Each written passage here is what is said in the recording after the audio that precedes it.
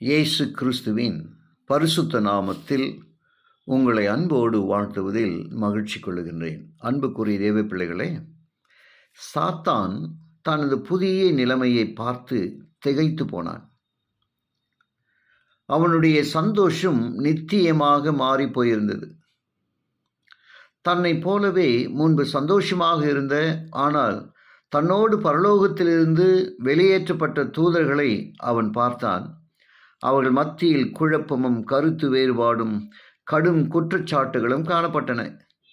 அவளுடைய கலகத்திற்கு முன்பு இப்படிப்பட்ட விஷயங்களை அவள் பரலோகத்தில் பார்த்ததே இல்லை. தன் கலகத்தின் கொடுமையான விளைவுகளை இப்போது அவன் கண்டான்.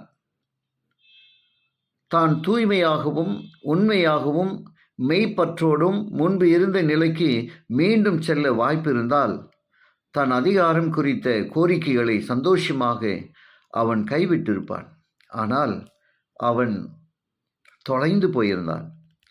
ஆதாரமற்ற மனத்துணிவான அவனுடைய கலகத்தால் மீட்க முடியாத நிலைக்கு அவன் போயிருந்தான். மேலும் சாத்தான் மற்றவர்களையும் கலகத்திற்கு வழி நடத்தியிருந்தான். அவர்கள் இருதயங்களில் அவன் கலகத்தை விதைக்கும் வரை தேவ சித்தம் குறித்து கேள்வி எழுப்ப அவர்கள் யோசித்ததே இல்லை. தேவ பிரமாணத்திற்கு கீழ்ப்படிய மறுத்ததும் இல்லை.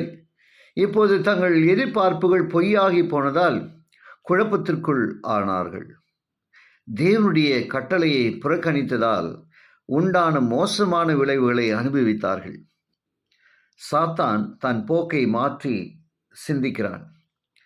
தனது வேலையை யோசித்து பார்த்தபோது சாத்தானுக்கு நடுக்கம் உண்டானது. எந்த காரணமுமே இல்லாமல் அவன் தன் கலக போக்கை துவங்கியிருந்தான்.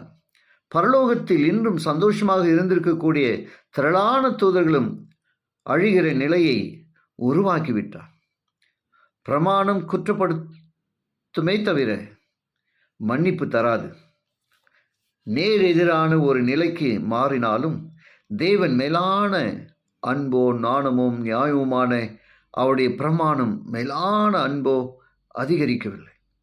தேவதயவு மீண்டும் தான் பெறுவதற்கு எந்த சாத்தியமும் இல்லை என சாத்தான் முற்றிலும் உணர்ந்ததும் இன்னும் அதிக வெறுப்போடும் தீவிர வேகத்தோடும் தன் தீய நோக்கத்தை வெளிப்படுத்தினார். இத்தகைய கலகம் அமைதியாக இருக்காது என்பது தேவனுக்கு தெரியும்.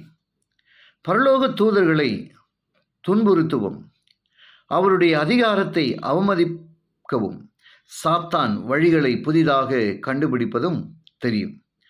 ஆதாம் ஏவாளின் சந்தோஷத்தை கெடுக்க விரும்பினான். அவர்கள் கலகம் செய்தால் அது பரலோகில் துக்கத்தை உண்டாக்கும் என்று அறிந்து அதற்கு அவர்களை தூண்டிவிட ஒவ்வொரு முயற்சியும் எடுக்க அவன் விரும்பினான். மனித குடும்பத்திற்கு எதிரான சதித்திட்டம். ஆதாம் ஏவாளை தேவனிடமிருந்து பிரிக்கும் திட்டம் பற்றி தன் கூட்டாளிகளிடம் சாத்தான் கூறினான். அவர்களை கீழ்ப்படியாமல் செய்துவிட்டால் அவர்களை மன்னிக்க தேவன் ஏற்பாடு பண்ணுவார். தங்களுக்கும் தேவன் இரக்கம் காட்ட வேண்டும் என்று கேட்கலாம் என்றான். அவ்வாறு நிகழாமல் போனால் அவர்கள் ஆதாம் ஏவாளோடு இணைந்து கொள்ளலாம். ஏனென்றால் தேவ பிரமாணத்தை மீறின துரோக அந்த சாத்தானையும் அவன் தூதர்களையும் போல அவர்களும் தேவ கோபத்திற்கு ஆளாகி விடுவார்கள். பிறகு ஆதாம் ஏவாளோடு சேர்ந்து சாத்தானும் அவனுடைய தூதர்களும் ஏதேனை சொந்தமாக்கி அது தங்களுடைய வீடாக்கலாம்.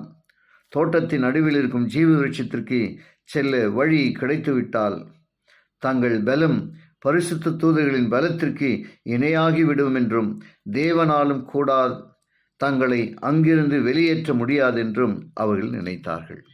ஜெபிப்போமா. கிருபையுள்ள நல்ல பிதாவே, உமக்கு நன்றி சொல்லுகிறோம். உம்முடைய வார்த்தையின் வழியாக நீர் எங்களோடு கூட இடைப்படுவதற்காக ஸ்தோத்திரம்.